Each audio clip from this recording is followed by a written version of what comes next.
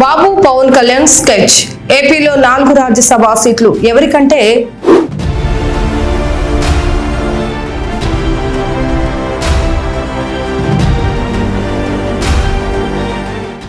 AP రాజకీయాల్లో 2029 ఎన్నికల heat అప్పుడే మొదలైందా అంటే అవుననే అంటున్నాయి తాజా పరిణామాలు.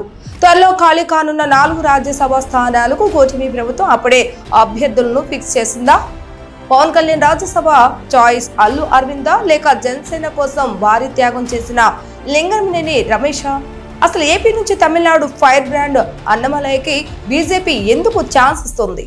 ఆంధ్రప్రదేశ్ పొలిటికల్ సర్కిల్స్ ను షేక్ చేస్తున్న రాజ్యసభ సీక్రెట్స్.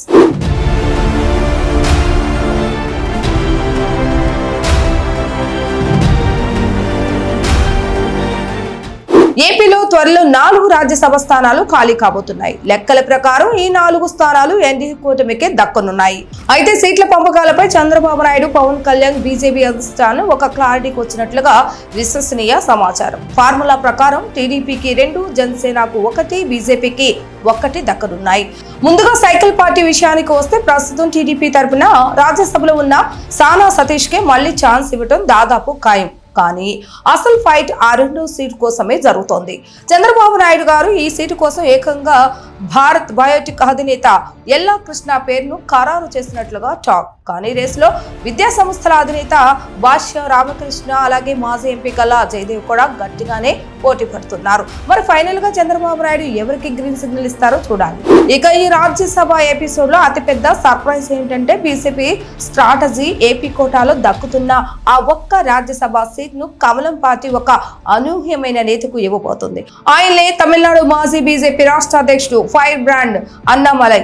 సౌత్ ఇండియాలో బీజేపీని బలోపేతం చేసే వ్యూహంలో భాగంగా తమిళనాడులో పార్టీ ఇమేజ్ ను అమాంతం పెంచిన అన్నమలైకు ఏపీ నుంచి రాజ్యసభకు పంపాలని మోడీ, అమిత్ షా ద్వయం నిర్ణయించినట్లుగా తెలుస్తోంది. ఇప్పుడు అందరి దృష్టి జనసేన పార్టీ పైన ఉంది. పవన్ కళ్యాణ్ పార్టీకి దక్కుతున్న ఆ ఒక్క రాజ్యసభ సీటు కోసం 2 బడా వ్యక్తులు రేసులో ఉన్నారు. మొదటి వ్యక్తి ప్రముఖ పారిశ్రామికవేత్త లింగంనేని రమేష్. గతంలో ఈయన విజయవాడలో జనసేన పార్టీ కేంద్ర కార్యాలయానికి భవనాన్నిచ్చి పార్టీ కష్టకాలంలో అండగా నిలబడ్డారు.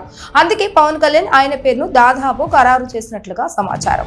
కానీ ఇక్కడే ఒక బిగ్ ట్విస్ట్ ఉంది. జనసేన తరపున రాజ్యసభ బరిలో టాలీవుడ్ మెగా ప్రొడ్యూసర్ అల్లు అరవింద్ పేరు కూడా బలంగా వినిపిస్తోంది. రాజకీయ వ్యూహాల్లో అల్లు అరవింద్ దిట్ట. మరి పవన్ కళ్యాణ్ తన పార్టీ భవిష్యత్తును దృష్టిలో ఉంచుకొని అల్లు అరవింద్ వైపు మొగ్గు చూపుతారా లేక పార్టీకి అండగా నిలిచిన లింగంనేని రమేష్ కు దక్కిస్తారా అనేది $1,000,000 ప్రశ్న. మొత్తానికి 2029 ఎన్నికల టార్గెట్ గా కూటమి వేస్తున్న ఈ రాజ్యసభ వ్యూహాలు ఏపీ రాజకీయాల్లో కొత్త ప్రకంపనలు సృష్టిస్తున్నాయి. మరి మీరేమంటారు? జనసేన తరపున రాజ్యసభకు లింగంనేని రమేష్ వెళ్ళటం కరెక్టేనా లేక అల్లు అరవింద్ వెళితే పార్టీకి ప్లస్ అవుతుందా? కామెంట్ చేయండి.